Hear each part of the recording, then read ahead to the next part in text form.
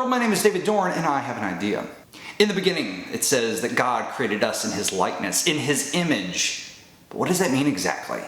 Well, first off, it doesn't mean that God made us with 2 eyes, 2 ears, 2 noses, 2 legs, 2 hands, 2 arms, 2 feet, 1 nose, 1 mouth, so we would look like Him, because that's not what God looks like.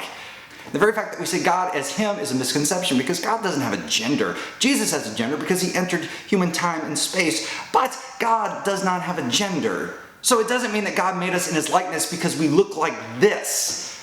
But that's not what this video is about. The video is about being made in the image of God. What does that mean exactly? Well, it means that we are made in the likeness of God, that we have a being, that we have a soul, that we have a cognizance, that we have values, and hopefully those values match what God's values are. Unfortunately, this thing called sin gets in the way and corrupts who we are at our very being, but God sent Jesus to fix all that. But we're made in God's likeness. Now fast forward to when Jesus tells the parable of the prodigal son, which is by far my favorite story in Scripture, but it frustrates me because it's named the parable of the prodigal son. And I've heard tons of sermons and analogies using the story of the prodigal son when we compare ourselves to which son represents us in the story. Are we the prodigal son, the rebel who goes away and comes back and we are shown grace and mercy, or are we the son who stays loyal but gets frustrated at the showing of grace and mercy to the other son?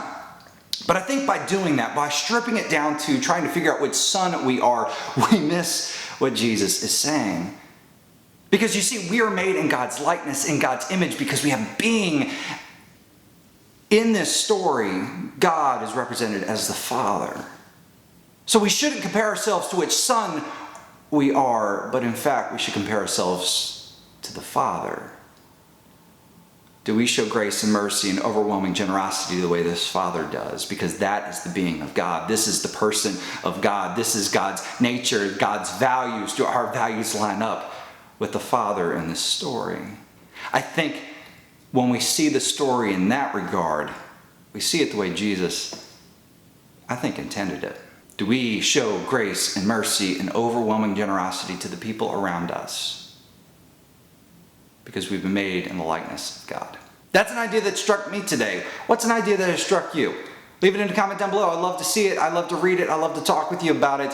But if you like this video, make sure you please press thumbs up and share it. That would be greatly appreciated. And I hope to see you again soon. Have a great day. God bless.